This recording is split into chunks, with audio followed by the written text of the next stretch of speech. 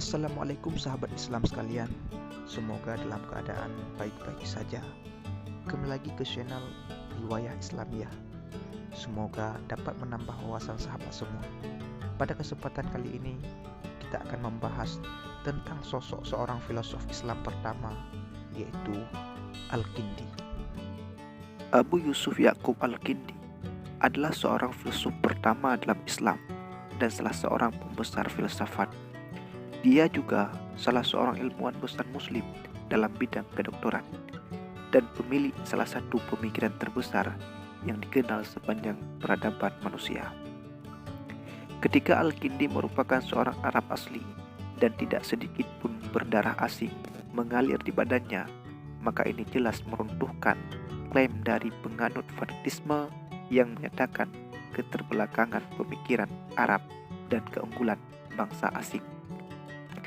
Nama lengkap Al-Kindi adalah Abu Yusuf bin Ishaq bin As-Sabah bin Imran bin Ashad bin Qais.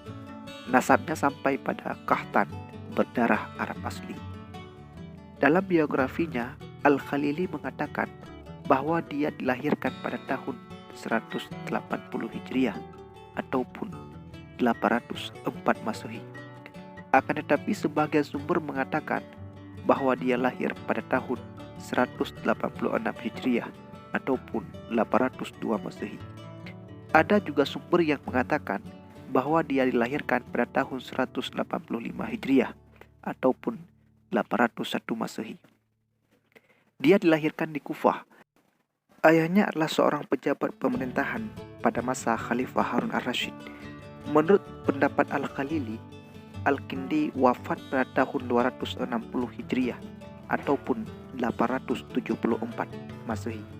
Sedangkan menurut sumber lain, dia wafat pada tahun 260 Hijriah ataupun 874 Masehi. Ada juga yang mengatakan bahwa dia wafat pada tahun 250 Hijriah ataupun 866 Masehi. Dia dipanggil dengan nama Al-Kindi karena dihubungkan dengan kabilahnya, yaitu kabilah Arab Kindah. Dia dijuluki filsuf Arab karena dia adalah filsuf muslim pertama.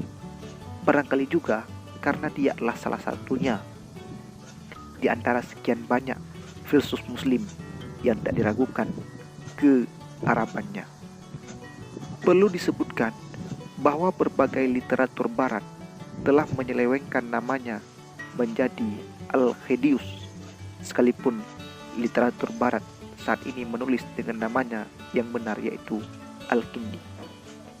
Al-Kindi menghabiskan masa kecilnya di Kufah dalam belayan kasih sayang kedua orang tuanya dan di bawah naungan kekuasaan ayahnya. Ketika Al-Kindi masih anak-anak, ayahnya meninggal dunia.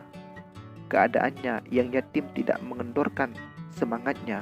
Dia tetap terus mempelajari berbagai macam ilmu di Kufah, Basrah, dan Baghdad.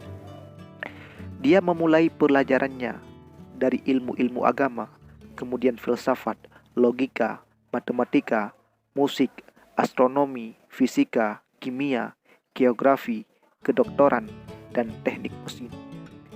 Kemampuannya dalam bidang filsafat dan penemuannya dalam bidang kedokteran serta keahliannya sebagai insinyur telah diakui oleh para ilmuwan lain yang hidup pada masanya.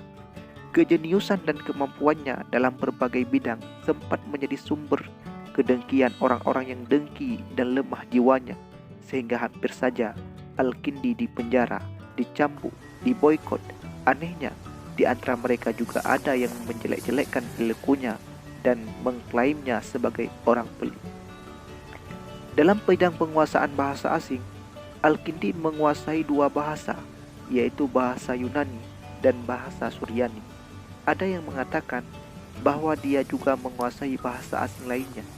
Penguasaannya terhadap berbagai bahasa inilah yang telah membantunya menguasai berbagai macam ilmu dan menjadikannya sangat berpengaruh bagi Khalifah Al-Ma'mun, sehingga dia mengangkatnya sebagai penerjemah buku-buku asing yang dianggap penting. Cukup sekian sahabat Islam, di lain kesempatan kita bertemu lagi. Assalamualaikum warahmatullahi wabarakatuh.